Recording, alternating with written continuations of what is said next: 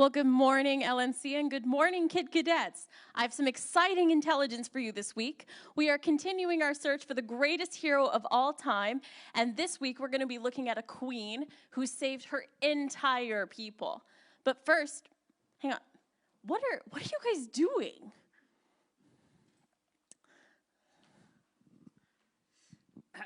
Well, Commander, I felt a little bit bad about leaving the Singatron 300 out last week for Agent A, so I've made him some cookies.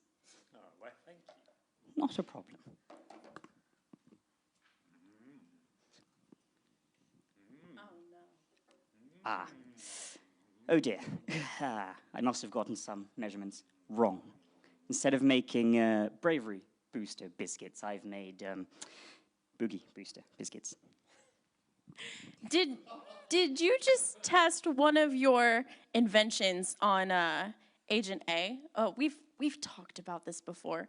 For those of you that don't know, Agent G is our local scientist and gadget inventor. Sometimes I think he's in training too. Technically, Mom, not a gadget. It's a food, and look how happy he is. Pure joy. It's not as inconvenient as singing for 300 seconds. But how long will this last exactly? It's a brand new invention. You can't expect me to know. Agent G, please go see if you can help poor Agent A while I try to finish debriefing the Kid Cadets. Oh, goodness. No, this is why you should never trust cookies from a mad scientist. Anyway, I guess Esther must have been pretty brave for her to save her entire people. So maybe she'll have some tips on being brave that don't include eating one of Agent G's cookies. Might be safer if we're honest. So Queen Esther lived in Persia. She was born in Jerusalem, and she was pretty amazing. But first, we start our story with a king, actually. So there was a king of Persia who was very, very rich, and he liked to show everybody how rich he was by having lots of parties.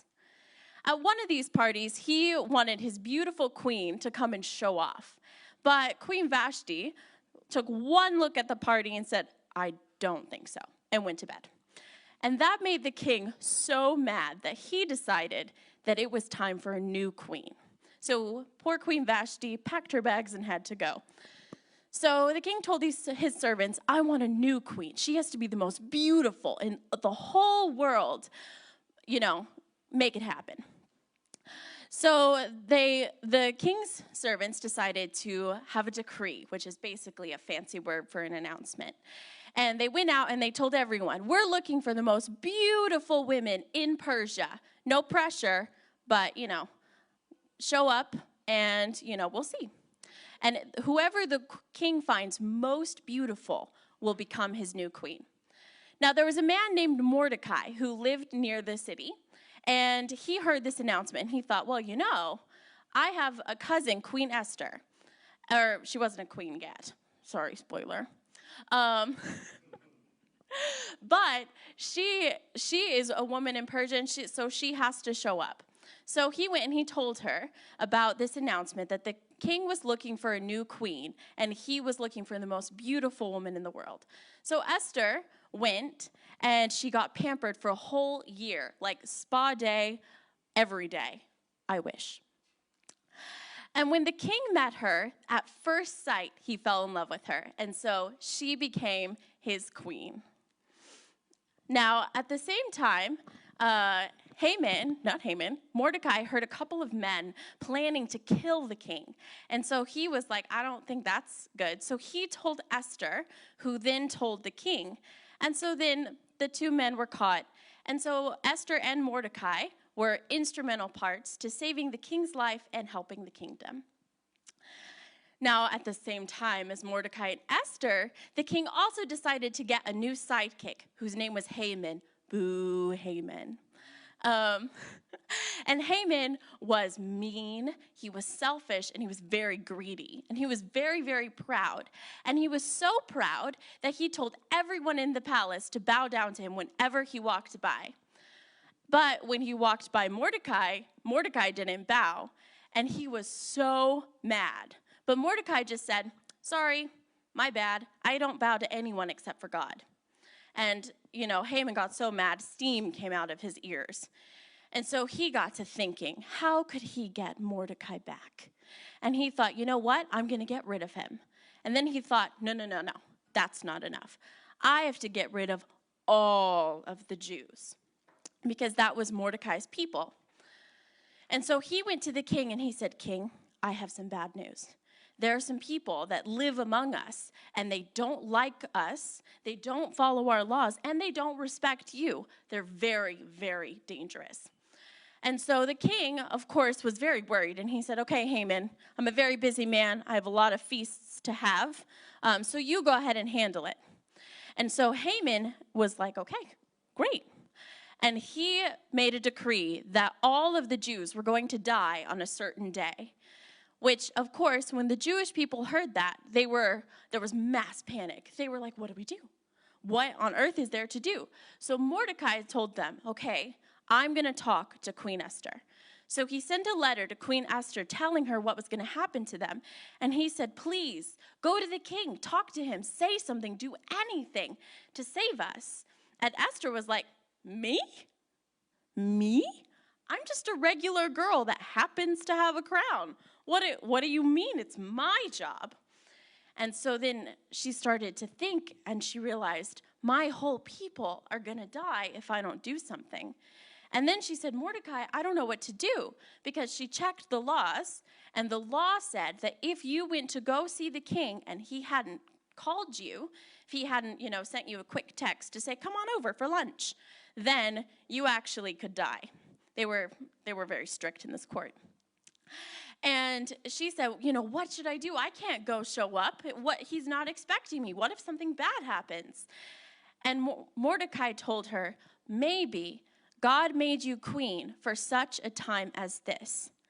This could be why you were put in this place. It seems crazy, but it seems like it's God's purpose. So Esther prayed about it. She told Mordecai to have everybody in the city pray. And she said, okay, I'm going to go talk to him. And if I die, then I die, which is very, very brave. So Esther went to the king, and at the gate, the guard said, do you have an appointment? And she said, no. And he was like, are you sure you don't have an appointment? Because that's like bad. And she said, no, I know, but I'm going to go in and smile really pretty, and maybe this will go in my favor. So the guard looked at her like she was absolutely crazy, but let her in. And the king saw her and said, oh my gosh, Esther, it's so good to see you. It's been so long. And Esther, of course, is there and her knees are shaking. And like, okay, so nice to see you too, honey. Very, very happy to be here. And he reached his scepter out to her, his fancy pointy stick, and which basically said, it's okay for her to be here. She is safe. So then she said, King, my only request for you is for you and Haman to come to dinner with me tonight. Maybe she was panicking. Maybe she just wanted some really good Chinese takeout. Who knows? Persian takeout, rather.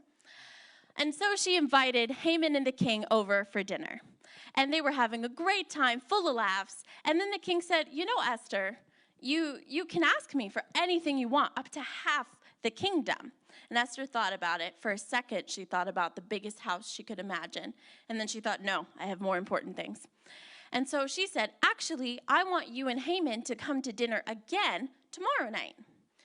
So they did. So they went over. And the king, again, after they had had some food, after they had had some drink, he said, okay, Esther, for real this time, what do you want? I know I love having dinner with you, but, you don't have to come all the way to the throne room to ask for a date night.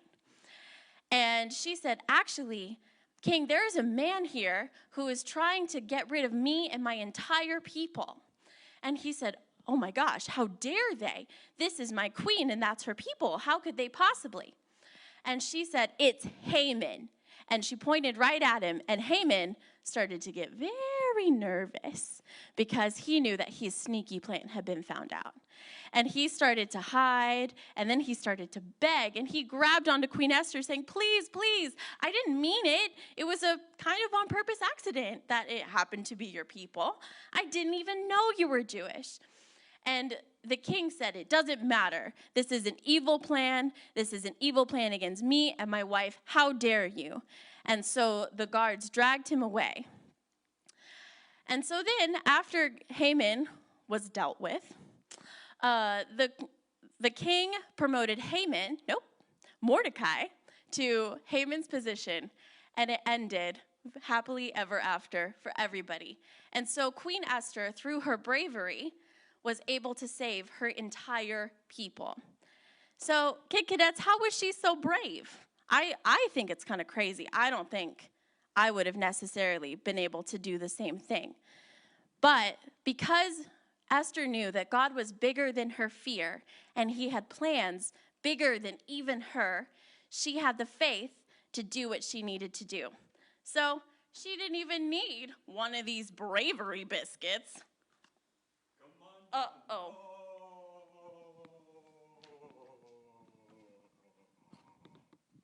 We got to go figure this out.